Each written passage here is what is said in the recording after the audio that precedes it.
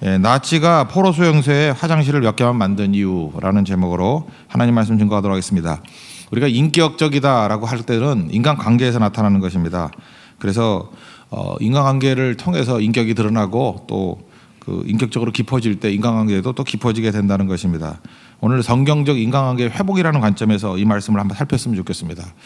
우리 관계가 있잖아요. 오늘 두 가지를 그냥 뭉쳐서 보겠는데, 부모와 자식과의 관계, 여기서도 꼭 필요한 거고, 또 주인과 종의 관계, 이건 비단 액면 그대로도 맞겠지만 이렇게 생각할 수 있습니다. 그리스도 안에서 우리 다 형제 자매들이잖아요. 그렇다 그러면 부모와 자식과의 관계에서도 적용될 수 있는 것 같고, 또 어딜 가든지 우리 나름대로 뭐 높고 낮은 거 뭐 이런 거에 대해서 우리가 신경 쓰지 않습니까? 누가 상전이고 누가 낮은 사람이고, 뭐 그럴 때 그들과의 관계 속에서 어떤 원리가 있어야 될 것인가, 우리 그런 관점에서 좀 크게 좀 바라봤으면 좋겠습니다. 첫 번째는 상호 존중이 있어야 된다는 것입니다. 그래서 상호 존중하지 않는 게 이제 무례함인데, 무례함은 모든 관계를 다 깨버린다는 것입니다.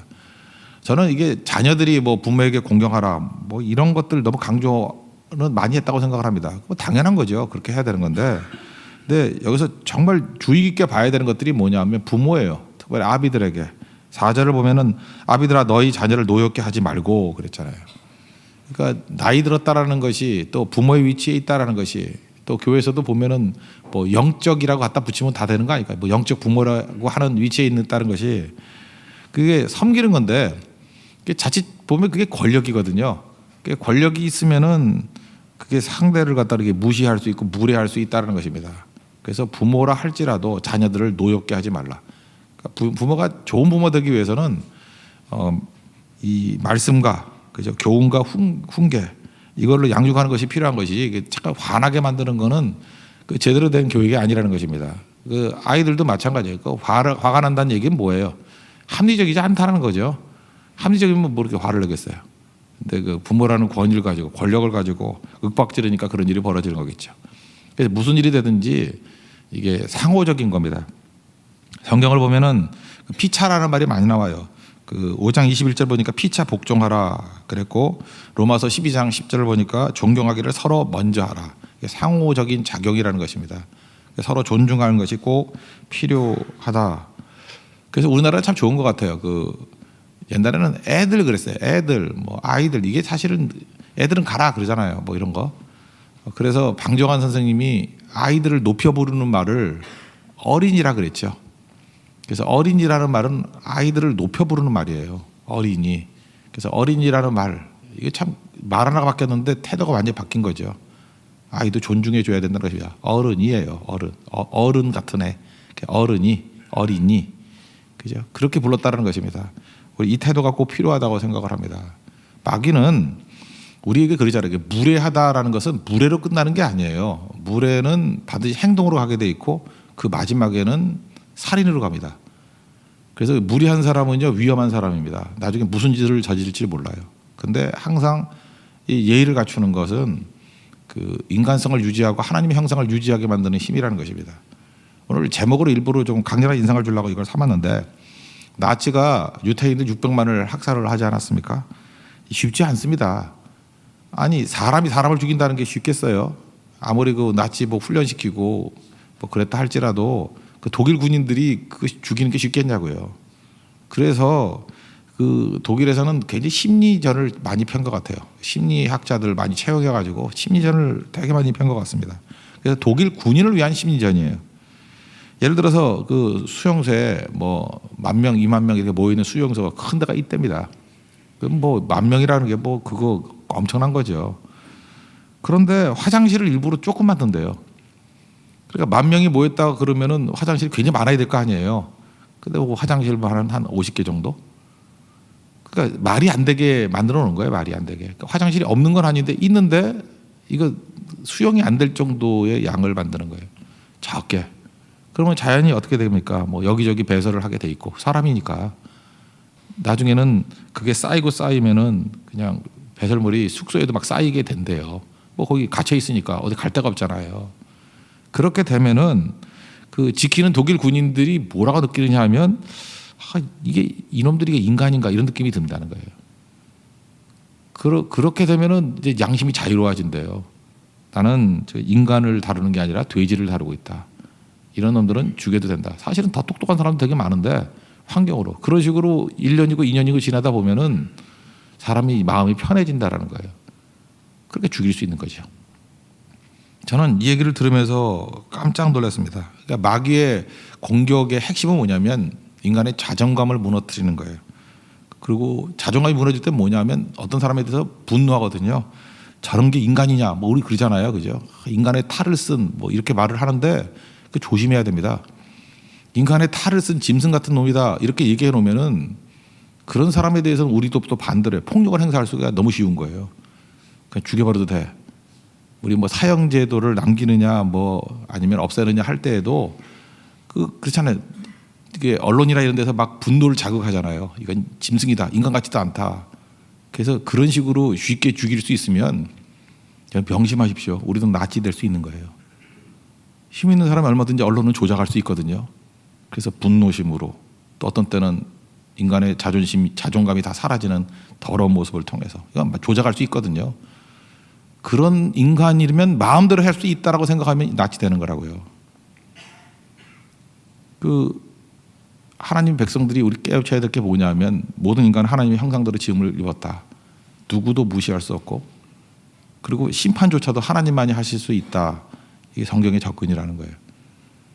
그렇다 그러면 하물며 우리 그리스도인끼리 우리 성도들끼리 모였을 때는 웬만한 거에 대해서는 누구를 함부로 배제하거나 무시하거나 저거는 뭐 인간도 아니야, 크리스찬도 아니야, 뭐 이런 식의 접근이 얼마나 무서운지 알겠죠. 그 마지막은 살인으로 갈 수 있다라는 것입니다. 나치 수용소에서 살아남았던 사람들의 예 중에 뭐 특별한 예는 이런 거예요. 아침에 커피 한 잔씩 줬대요. 커피가 뭐 말론 커피인데 커피가 아닌 것 같아요. 물을 마셔야 되니까 물 한 잔 준 거예요. 물을 마셔야 인간이 살 거 아닙니까? 그러니까 굉장히 갈증이 심했대요. 근데 그 물을 한 잔 딱 주면은 커피 뭐 조금 탔겠죠. 이렇게 허연 미지근한 물이라고 보면 맞다고 얘기를 합니다. 사람들 벌컥벌컥 마셔버린대요. 너무 목이 타니까. 근데 그 중에서도 소수의 살아남은 사람들을 보면 그 물 한 잔을 가지고 반 컵은 마시고 반 컵으로 양치질하고 세수하는 사람이 있대요. 그 사람들은 살아남았대요. 독일 군인들도 반 컵을 가지고 그 갈증 속에서도 이를 닦고 그걸로 세수를 하는 사람, 그죠? 어떻게 세수를 했는지 모르지만 그 눈꺼 같은 거 띄었겠죠. 분명히 세수한 느낌이 있잖아요. 더러움을 씻어낸 사람, 그 인간의 존엄성이 살아나거든. 나는 인간이라는 거예요. 인간은 인간을 못 죽입니다. 그 사람의 마음 가운데 인간이 아니다라고 느낄 때에 그런 일이 벌어지는 거죠. 그러니까 우리 눈의 문제라는 거야. 마귀가 우리 눈을 뒤집어 놓는 거예요. 인간은 인간 아니라고 생각하게 만드는 모든 선동들은 다 틀린 겁니다. 우리 가운데 마귀가 그렇게 선동을 해요, 우리에게. 저거는 자유롭게 해도 되고 마음대로 해도 되고. 그래서 인간 존엄이 사라졌다는 건 무서운 일이거든요. 무서운 일입니다. 마귀가 배후에 있다라는 거 꼭 잊지 말고 우리도 잘 섬기는 종 되기를 바랍니다. 그래서 이거 확장하면은 그래서 인사가 중요한 거예요. 뭐 인사하는 게 뭐 대단한 겁니까 그러는데 인사한다는 건 상대의 가치를 인정해 주는 거거든요. 그래서 언제나 이렇게 서로 누가 지나갔을 때 그 사람의 존재를 인정하는 게 인사 아니에요. 여기 계시는군요. 그죠? 당신은 가치가 있는 사람입니다. 존재감이 있습니다. 그게 인사예요. 항상 인사할 줄 알고. 그러니까 자기 딴에 저도 이제 눈이 나빠가지고 멀린 분이 그러니까 예를 들어서 2, 3m 떨어져 있는 분이 자기는 인사를 했대. 나는 안 보였거든요. 안 보이니까 인사를 받은 기억이 없는데 안 보이니까. 그래서 부끄럽지만 좀 가까이 와서 인사하세요.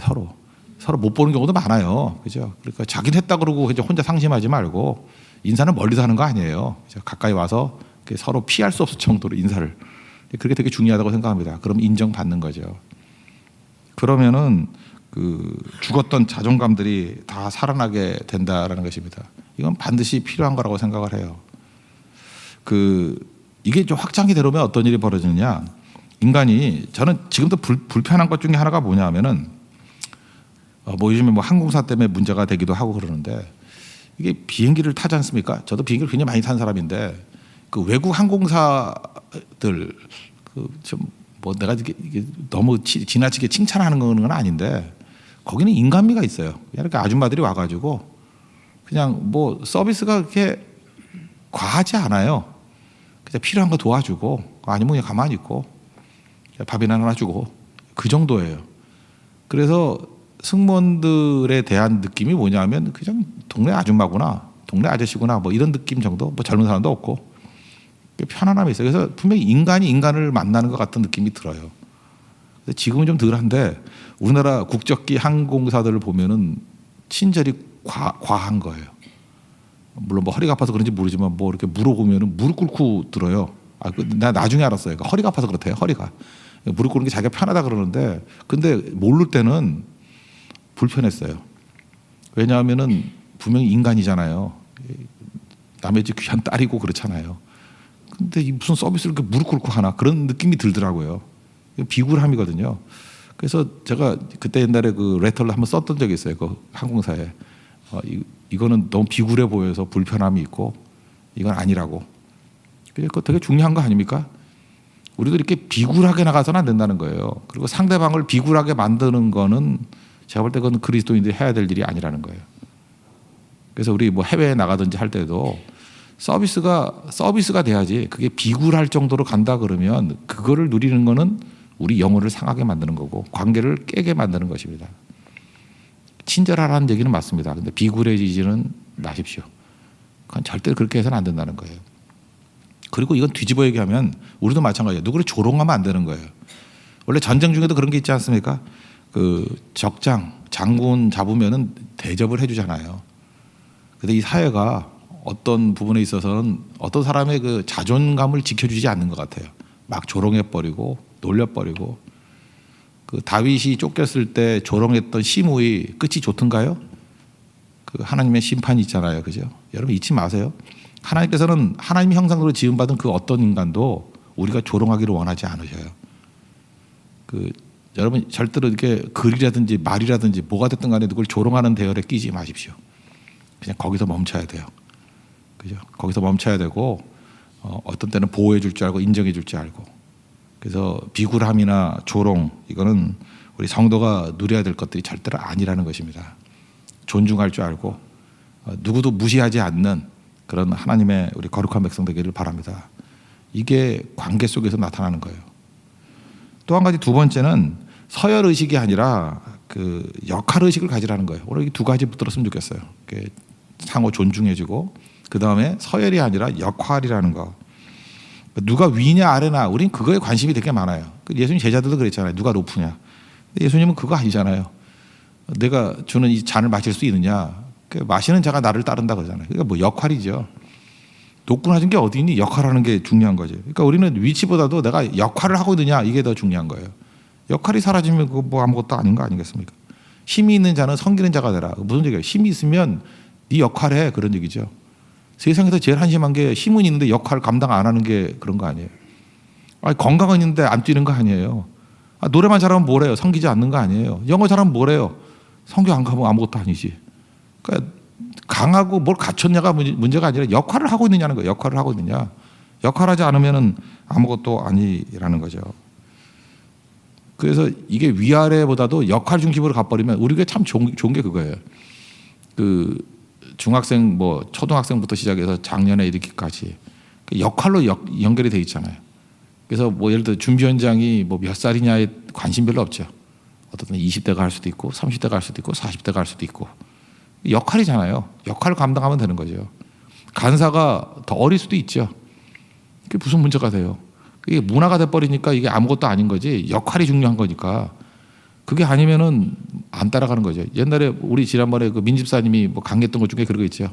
YMC 야구단 그런데 보면은 뭐 양반하고 쌍놈 이게 역할이 아니라 이걸 지위로 나눠버렸잖아요. 쌍놈이 던지니까 안 받아. 그러니까 안 되는 거죠. 그게 무슨 야구단이에요. 아무것도 아니지. 지위가 그러니까 그런 코미디 같은 일들이 우리 가운데 벌어진다니까요. 지위가 아니고 역할이라니까요. 아무리 양반이라 할지라도 포수라는 역할을 줬으면 잡아야죠. 그죠? 그 다음에 투수라는 역할을 줬으면 던져야죠. 뭐 위치가 뭐 중요해요. 역할이죠. 교회가 그렇다는 거예요. 몸이라 그랬잖아요. 몸. 하나님께서 우리에게 부르신 몸의 부분들이 있습니다. 그 역할을 잘 감당하는 거.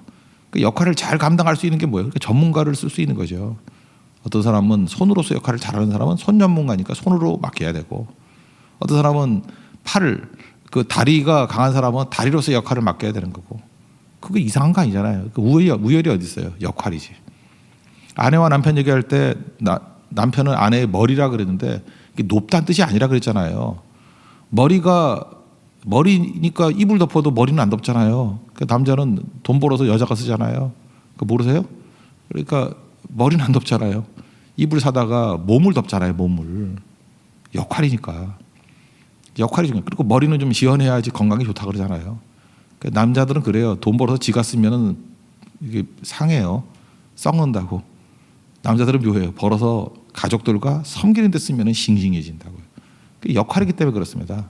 이걸 기쁨으로 감당할 줄 아는 거 이게 너무너무 중요하다는 것입니다. 옛날 얘기죠. 히딩크 감독이 있을 때 우리 2002년도니까 벌써 16년 지났네요. 세월이 되게 빠르네요. 그죠? 그때 제가 기억나는 거 이거예요.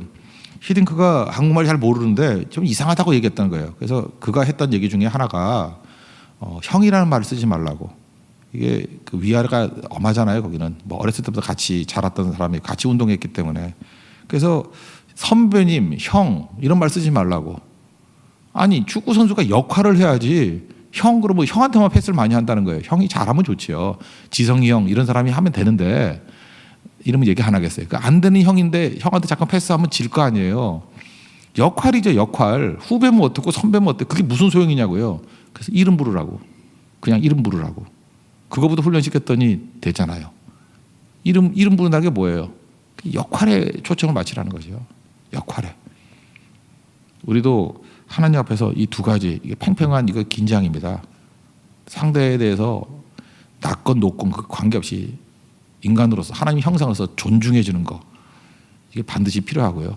그 다음에 지위 이게 우린 느껴지거든요. 그게 강조가 되면 아무 일도 안 되기 때문에 역할에 초점을 맞춰서 우리도 상대의 역할을 인정해 줄 줄 알아야 되고 나도 내가 무슨 역할을 감당해야 되느냐 이 역할 의식을 갖고 있으면은 우리 가장 잘된 인생을 살 수 있다는 것입니다.